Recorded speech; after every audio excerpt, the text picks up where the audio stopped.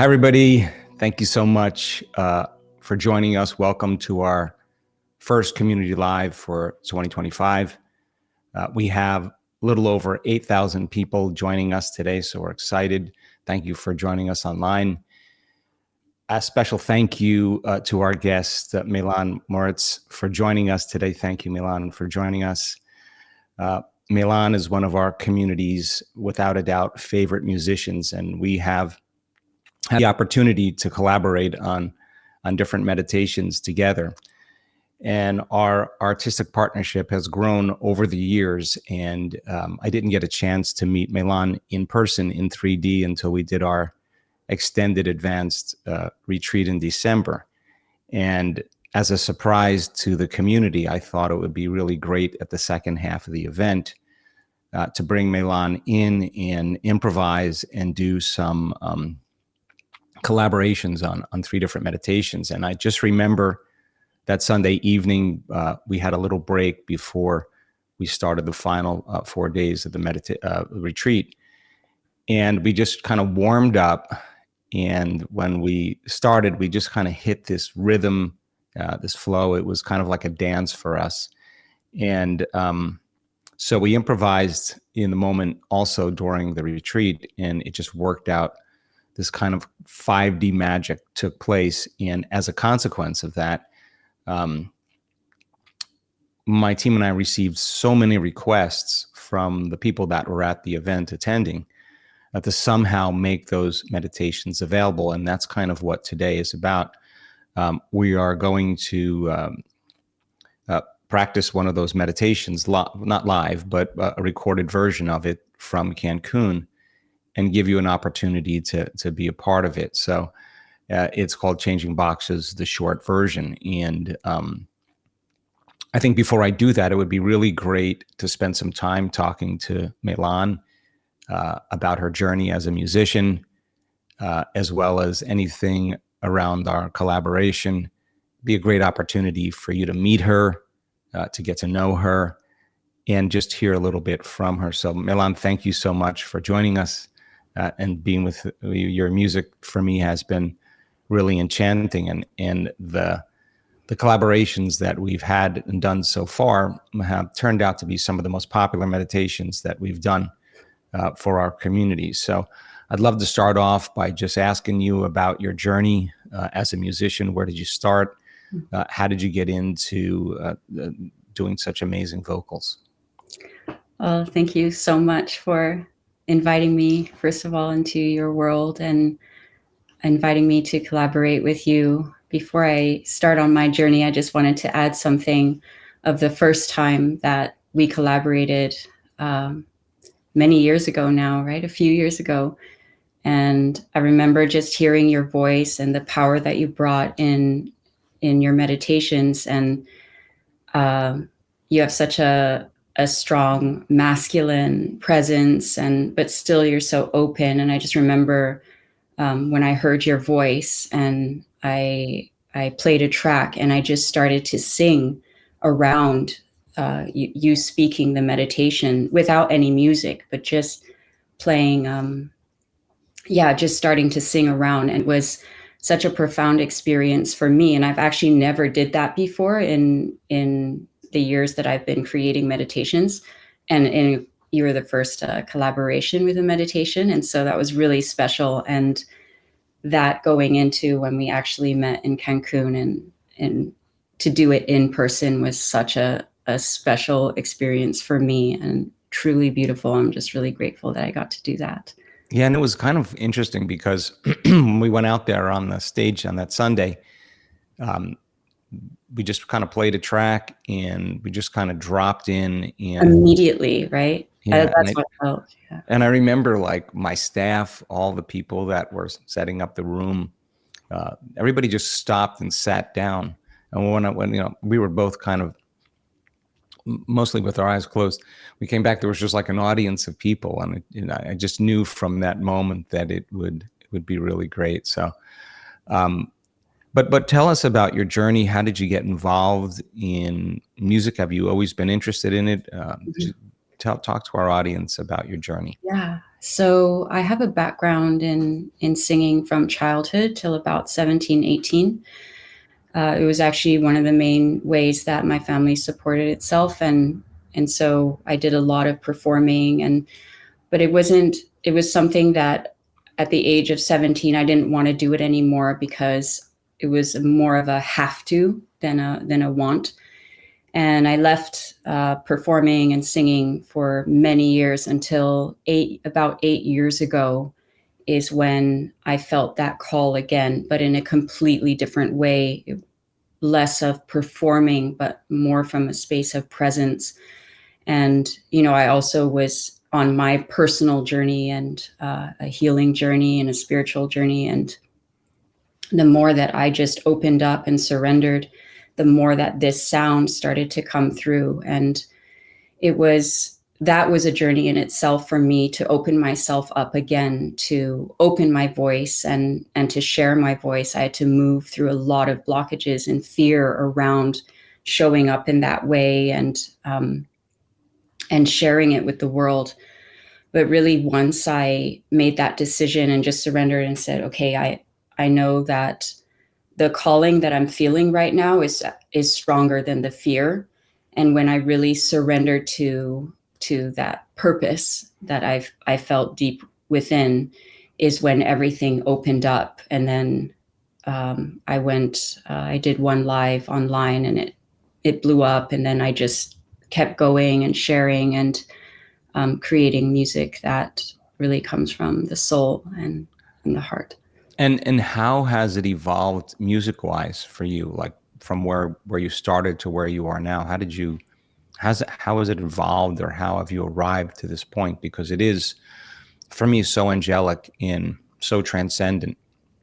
In fact, when we did an advanced meditation at the 10-day, people who were in the audience that were friends of mine, I walked off of the stage and my phone was just blown up with like, wow, I just went to another place. That was the most amazing thing. And it is unique in so many ways. And I'm just curious how you've refined it. Well, it always comes back to the same thing for me, even though I have evolved as a artist or musician over the years.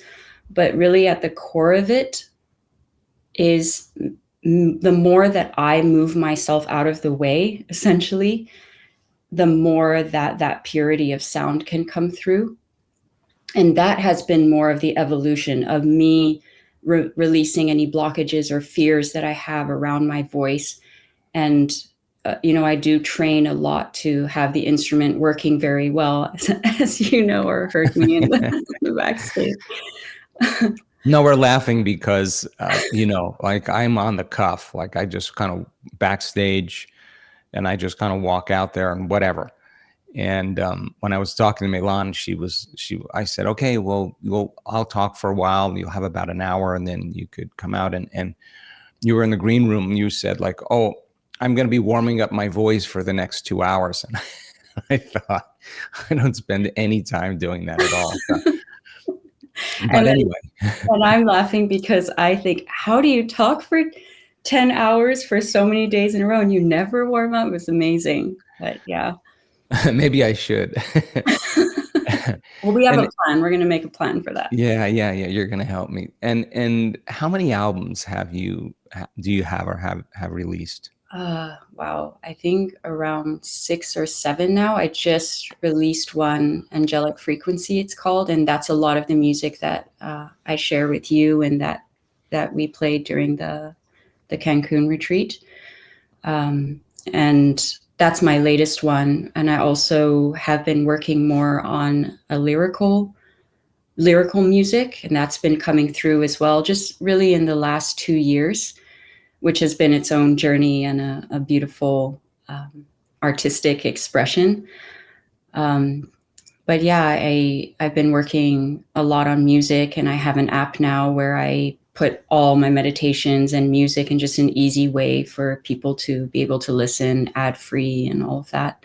So yeah, it's obvious. Like when it's obvious that I call the creative moment when you forget about yourself or you get beyond yourself. And there's that kind of great balance between intention and surrender. You know, you Right. have an intent, it's carried in your voice. And at the same time, you have to be spontaneous and trust, and that's the creative process. Mhm. It just gets once you get beyond that point, I think magic happens. And I'm Absolutely. just curious, like, what happens for you, or what you love about what you do, because it is a transcendental experience to get to that point. Yeah, I just love that I get to share from the soul, and that I get to do this work. I feel it's such a strong calling in my life, and it's been a North Star for me to be able to align with it and connect with it. And when I open up and I sing, it's actually really healing in a way for me, and clearing. And there's also devotional aspect to it. I when I sing, I'm singing to source and singing to the universe, and I feel that that's really where that purity of sound comes through as well, because it opens me up sometimes. And I did have this actually when we were in Cancun. We were doing the meditation. It was quite an emotional experience for me, because I could feel how open everybody was, how open your heart was and mine, and just streaming that energy in, and feeling all of that was an emotional experience for me, very beautiful. And that's something that I do experience a lot when singing. I think that's a good source of inspiration, and I know that your music and your mission is to make a difference and heal the world through sound Mm-hmm. and music. And I just want you to know that on some level you've changed a lot of people's lives in our community anyway, by taking them past everything that's known in their physical world to that, you know, that transcendental moment. And I just would love for you to talk to us a little bit more about your mission and why you do what you do. Mm-hmm. Thank you so much. Well, it's like I said, just a purpose for me. It's a deep calling that I have to serve in this way. And that actually keeps me really centered and grounded in it, because I'm sure, as you know, there are so many technical things or logistic things that have to happen, in order to do what you are doing, or what you feel called to do.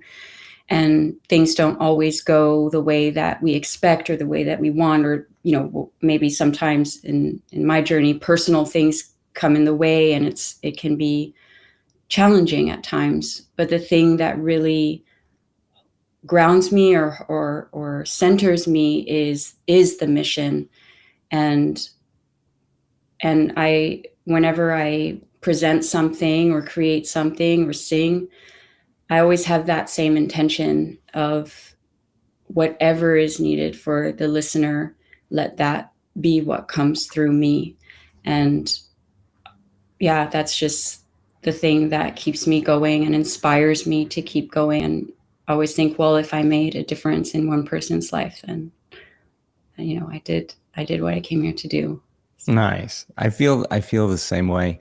I I know that it was a stretch for you to come to Cancun because it was a big unknown, and you had no idea really what it was, what we do at a 10-day. Right. And I'm just curious what your experience was in being there. I mean, we had, I think it was 2,700 or 2,800 people at that event. That 10-day event, and 10 days is quite a bit of time for people to be together. But that event was so memorable for me in so many ways. Between the energy in the room, the testimonials of people healing, the sound, the music, everything there was a strong alignment Yeah. collectively. And I'm just curious what your experience was. Well, I definitely felt that. And I think I came in on around the seventh day or the sixth day. And so Mhm. when I got in, I think you already had gotten everyone to a very coherent space, which is quite remarkable, because with that amount of people and everybody coming with their own personal things that they're going through or moving through, to bring everybody to that space, which you could feel it the moment you stepped into that container. It was felt. Just, yeah, I guess coherent is the word I would, your word, and just peaceful and harmonious and calm. And so that really stood out to me, the feeling. And then your staff, just so on, and yeah, that was very remarkable. And then all of it, I mean, watching how people were having these big experiences, but then the level of care from your staff as well around every single person, I really felt that everyone was really held and cared for. And then watching you teach and go, and that was already the 7th day, and you still had 3 more to go, but it was just quite incredible to experience that level of transformation happen in real time with that amount of people. And I mean, it takes, I'm sure, so much behind the scenes to make that so smooth and seamless. And so that was really incredible to witness. Yeah, and that's hats off to my staff, because I think organizing people like that, and I do believe something emergent takes place, and that's the wonderful part about groups of people when they come together and they're aligned, that there is some type of magic that takes place that really is intangible. And that magic really is reflected in people's bodies and brains and in their biology. It's really evident in a very short amount of time. Right. You can see those type of changes. And, for me, I'm the last guy in the room, I swear, that would ever sing in front of anybody. Like, I've never done karaoke. I would never punish anybody or do anything like that. My friends have tried. I will never do that in my life. It's just not. It's not something I would ever do. But I felt so comfortable in our collaboration. I'd never done anything like that before in my entire life. And then there was just kind of a big opening, and it was like a dance. There was just this kind of natural rhythm that I felt was so powerful, and so easy, that I wanted to keep going. I just wanted to. I wanted to keep going. I was just curious. The changing boxes meditation, that we're about to do in a few minutes here, is an advanced meditation in getting people to the understanding that there is an immaterial realm that exists beyond our senses, beyond everything that's physical and material and known to us, where you can enter as pure consciousness. And there's infinite possibilities there in putting their attention and their energy in a reality, in a dimension that's different than the dimension that they currently exist in.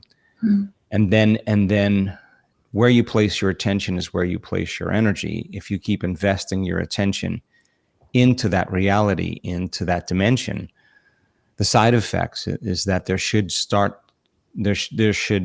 be measurable or at least synchronistic changes that begin to take place in your life, because we're all faced with great opportunities that are brilliantly disguised as impossible situations, and we have to resolve those challenges from a greater level of consciousness than the consciousness or unconsciousness that's created it. And it's an advanced teaching that happens towards the end of an event. And of course, we were working on dimensions, at that particular event. And that's not kind of easy dinner conversation for a lot of people, because there's a lot of methodical steps of understanding that have to take place. Right. That finally caused us to arrive at the understanding that actually could be the truth. And so we did that. We weren't even going to do the changing boxes. We had it queued up for music that we typically use.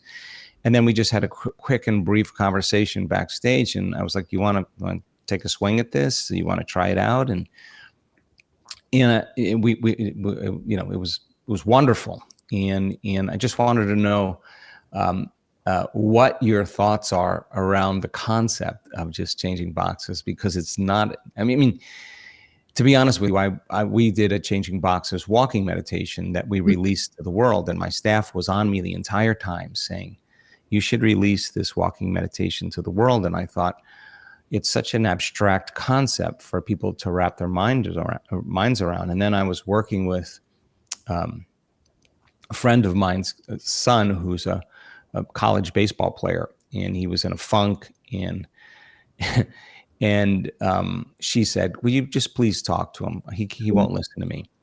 So I listened to this kid, talk to him, and then I asked him a bunch of questions, and I just made this little mini meditation for him to do, before he went out and played.